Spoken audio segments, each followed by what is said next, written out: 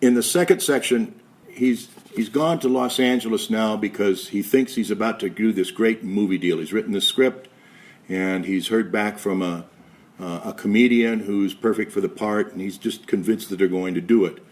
And so the second part jumps back and forth from the time that he's in L.A., waiting to meet with the agent, waiting to cut the deal, and then interspersed with that, he's in San Francisco, and of course we realize what's happening is he's not going to get a movie deal. He ends up in San Francisco. Anyway, so he's now flown to San Francisco to see his brother, Mike.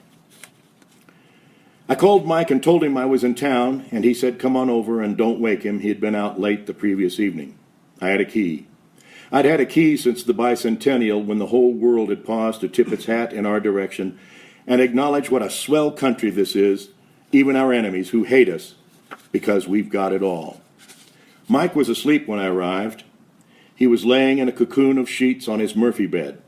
His apartment was small, expensive West Coast standard.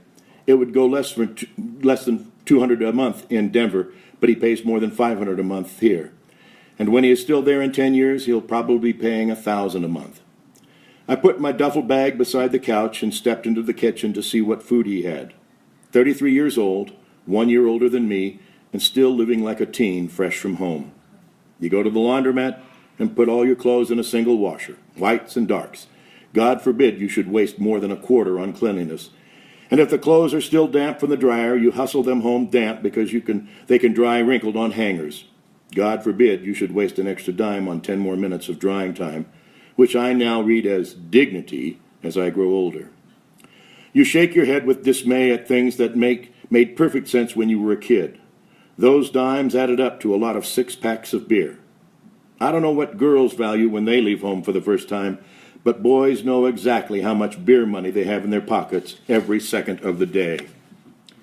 A bald wad of hamburger in plastic, which would be good maybe one more day, 2 bottles of beer, in the cupboard spaghetti. I am home.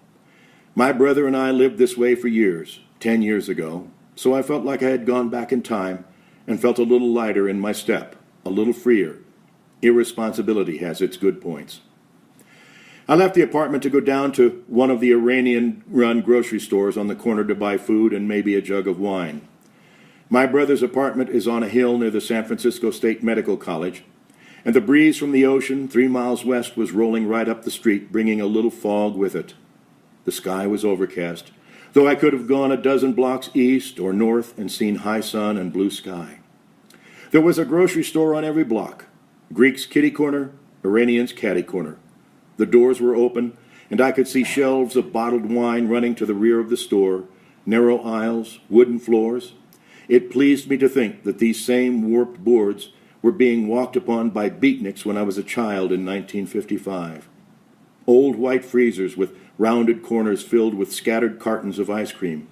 Worn-out-looking young men standing in a silent, polite line at the cash register holding bottles of wine the color of coffee or lilac.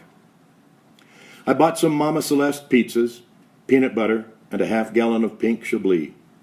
I recognized the man behind the cash register who had been here when I had visited San Francisco in 1976.